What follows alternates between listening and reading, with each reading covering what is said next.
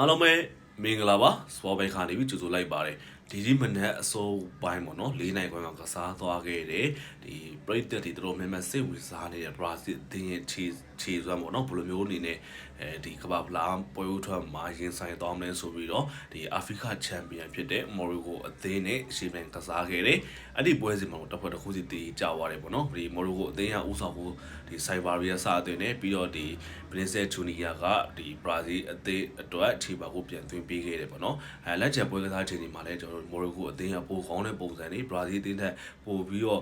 ကြစ်လက်တဲ့စူးစီးမှုတွေကိုပြသနိုင်ခဲ့တဲ့အတွက်ကြောင့်မို့လို့တစ်ဖက်တစ်ခုစီသင်းနေပဲ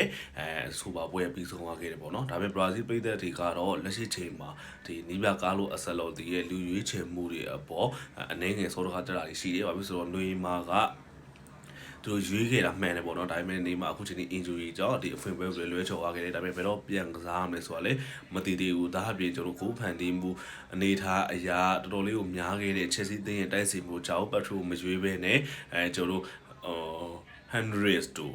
Andres တို့เนาะအစားရှိတဲ့ဒီ Andres ဆိုရင် line မှာခြေစမ်းပြတာမှန်တယ်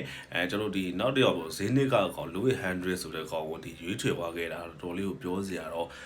ဖြစ်တယ်ပေါ့နော်လိုက်ချိန်မှာလည်းအဲ့ဆိုးကစားမတွေဝယ်လာခဲ့ပေမဲ့လည်းဘာမှတော့ဘရာဇီးအသင်းကလှုပ်ဆောင်နိုင်ခဲ့ခြင်းမရှိဘူးဒါကြောင့်မို့လို့ဒီအဖွင့်ပွဲစဉ်မှာတော့ဒီသတ်မှတ်နဲ့ပဲဘရာဇီးအသင်းကဂျင်းနှက်ခဲ့ရပါတယ်လိုက်ချိန်မှာတော့ကာလိုအဆယ်လော်ဒီအနေနဲ့သူ့ရဲ့လူရွေးချယ်မှုတွေပေါ့ဘရာဇီးပြည်သက်တွေရဲ့ဝေဖန်မှုတွေဘယ်လိုမျိုးပုံစံတွေနဲ့နောက်ပွဲတွေမှာအကောင်းဆုံးစွမ်းစာပြပွဲမယ်ဆိုတော့ကျွန်တော်ဆက်လက်စောင့်ကြည့်ရမှာဖြစ်ပါတယ်အားလုံးပဲကျေးဇူးတင်ပါတယ်